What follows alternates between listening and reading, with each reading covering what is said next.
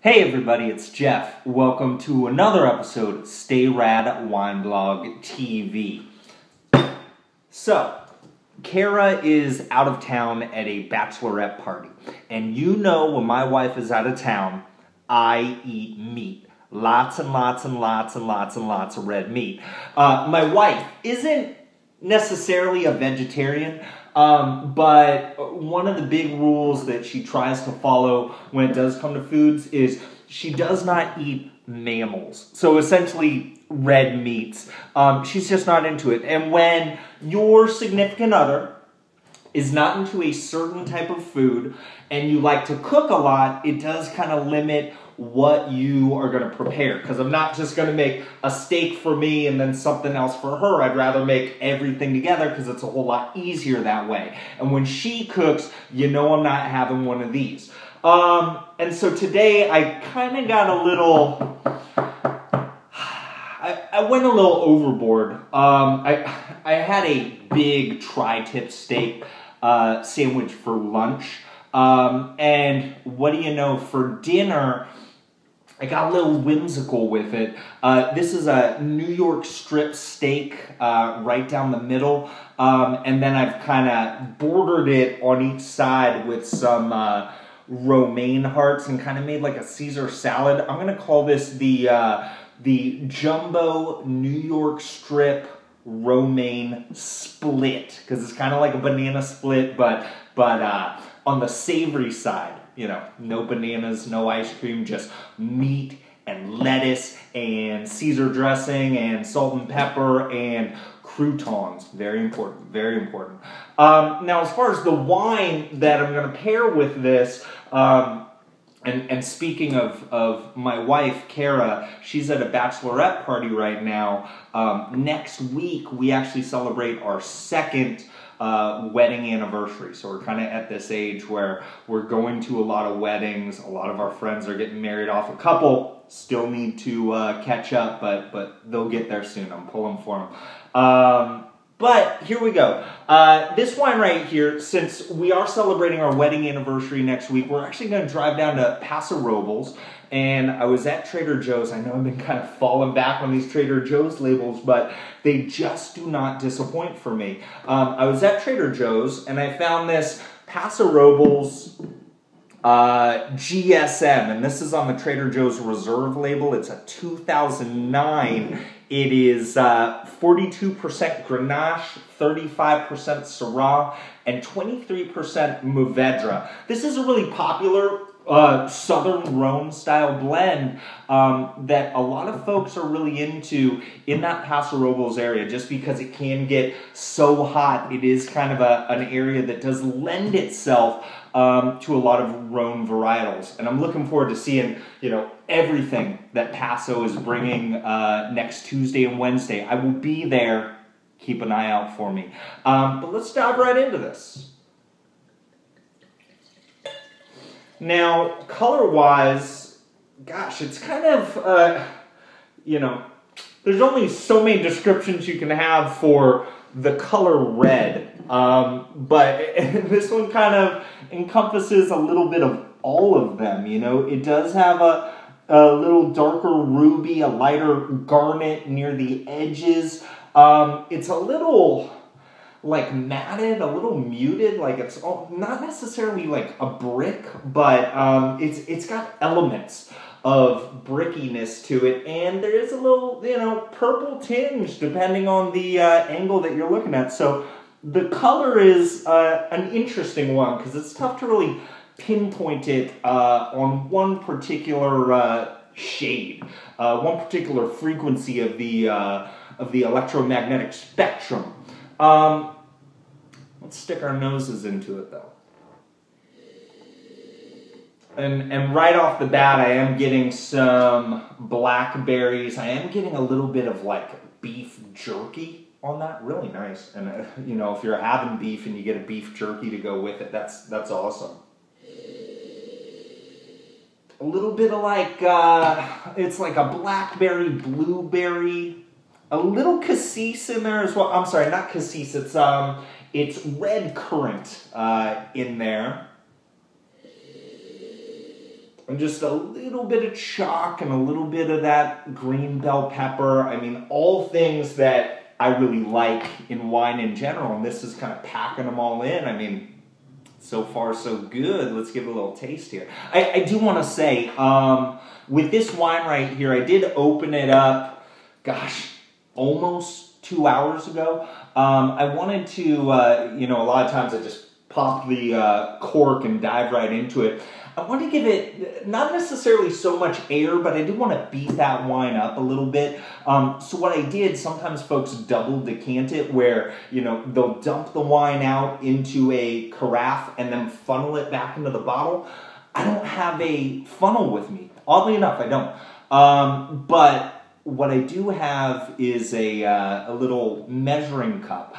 So I actually triple decanted this. I dumped this out into a carafe, and then cup by cup, I went into a liquid measuring cup and then poured it back into the bottle. So kind of went through that process, and it was sitting there with really only a quarter size space of surface area for more oxygen to interact with it. But I really just want to beat it up, introduce some air with it, and see how that changes my wine experience. There aren't that many times when you're going to have the time to do that, but, you know, I felt like while I was cooking and getting things ready, I'd do that. And so it's possible that that beating up of it has really opened this wine up. Well, definitely it has. Let's get into the flavor of this, though.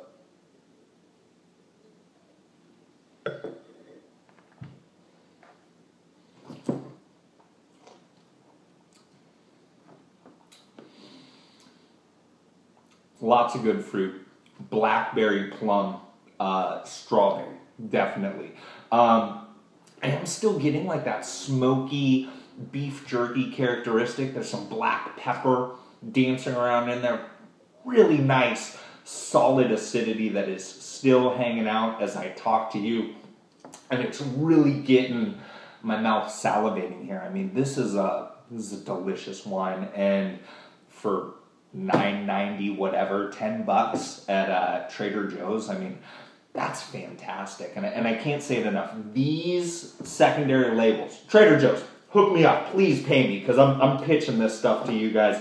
And it's just, it's really good. It's really, really good. I don't think you're going to find many other, you know, California Rhone style blends for this cheap, bring in this much noise, this much flavor. I mean, this is really delicious. And I'll say it again. Look for those Trader Joe's Reserve labels. Those are the white ones. Look for the Grand Reserve. Those are the black ones. Those are usually like $13. And really, they're just going to solid wineries and they're just slapping a generic label on it. And it really is, you know, making a difference in how little you need to pay for such a high quality there. Let me taste it one more time and give you a score before I get into this food. Now, food looks, you know, maybe the foods throw me off, but I mean, this is really good.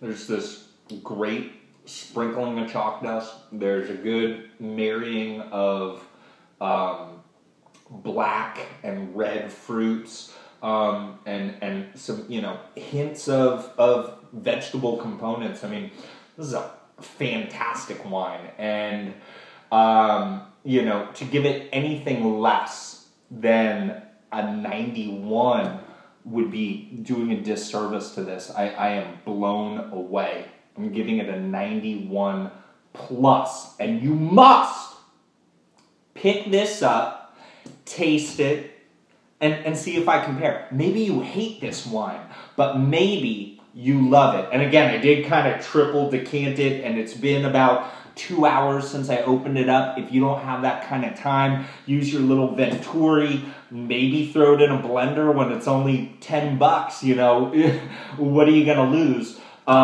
This is definitely one that I think really, really benefited from that time and from kind of beating it up a little bit. But let's get into this food. So again, this is my jumbo New York strip Caesar split or something like that. Whew. This really looks good. Hope it's bringing that thunder. Nice, medium rare, and please don't make your steaks well done. Don't do it. Don't do it.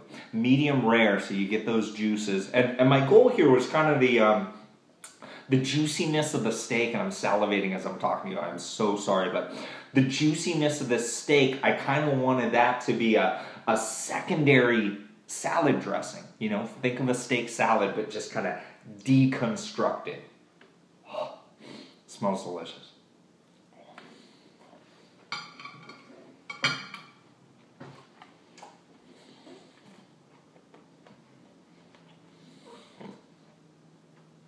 You know, I always take bites that are way too big for talking on a video, so you're just going to have to hang out and watch it, Mr. Rogers style. Here you go.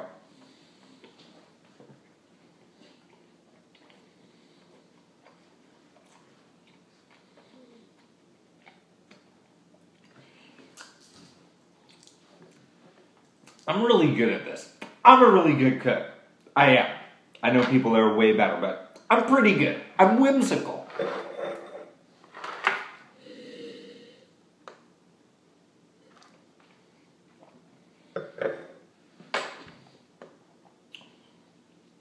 I was kind of thrown aback because when I stuck my nose in here, you know what I thought of was the one thing that my salad is now missing, but I think the wine kind of brought it in.